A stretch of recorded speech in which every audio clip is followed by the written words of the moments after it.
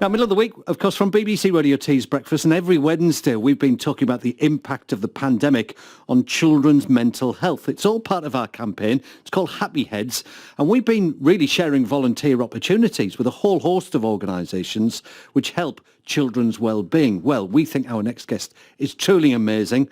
She'll be blushing now. She won't even talk to me. She's Jayne Hall. She's been volunteering for Catalyst in Stockton on a new project, and we can speak to her this morning. She's been paired up with a student at Lawrence Jackson School in Gisborough, actually, to act as mentor. Morning, Jayne. Morning. Love this. What a great idea. Tell us a bit about this project and what it involves. Oh, it's a really nice project. It's just literally going into schools and you'll sit with a child for an hour once a week, and we're there for 12 weeks with each child. And it's just really to help them build their self-awareness and confidence, develop sort of coping strategies, but really it's just to give them some space sort of to explore their thoughts and ideas and raise their aspirations, really, because I don't think anyone really gives them that time. Jayne, does it work? Personally, I've only been in there for 4 weeks and I've seen a massive difference even in 2 weeks. Have you?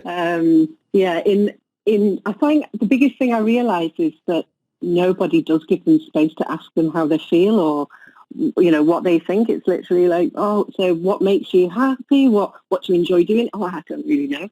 Yeah. I don't really know. Yeah. And that's sort of what I got for the first week. So we started to just get to know each other really and sort of have confidence with each other. And I would say the second week, the aspiration for when she left school was to work in a clothes shop and sell clothes because it would be easy.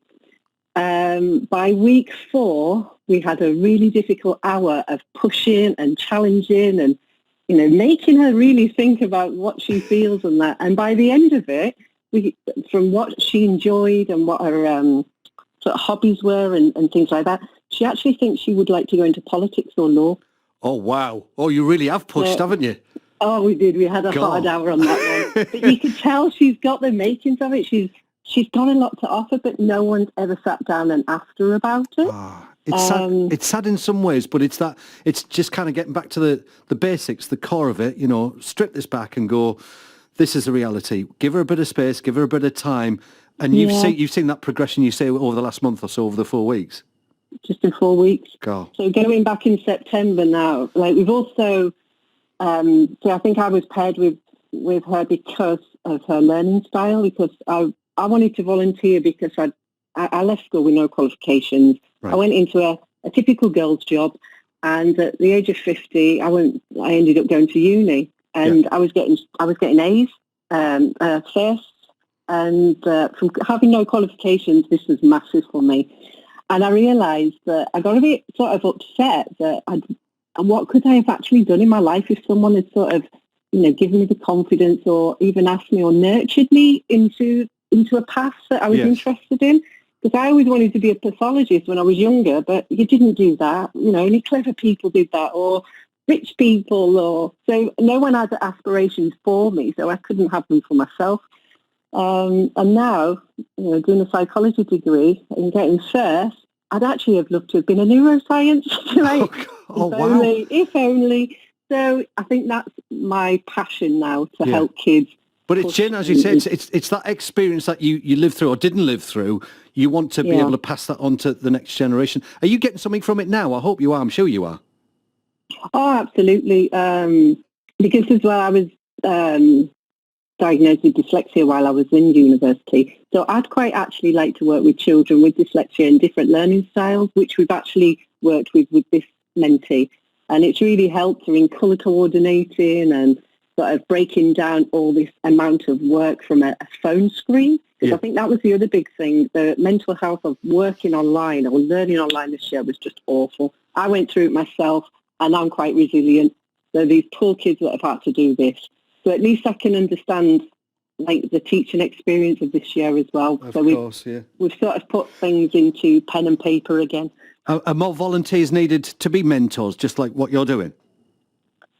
Definitely. I think what I've learned from this is you don't have to be an expert. I think everyone always thinks someone is an expert and they shy away from it. So I would say everyone's got something to offer, and Catalyst are brilliant at pairing you with a mentee so that you've got something to offer them. and something like familiar.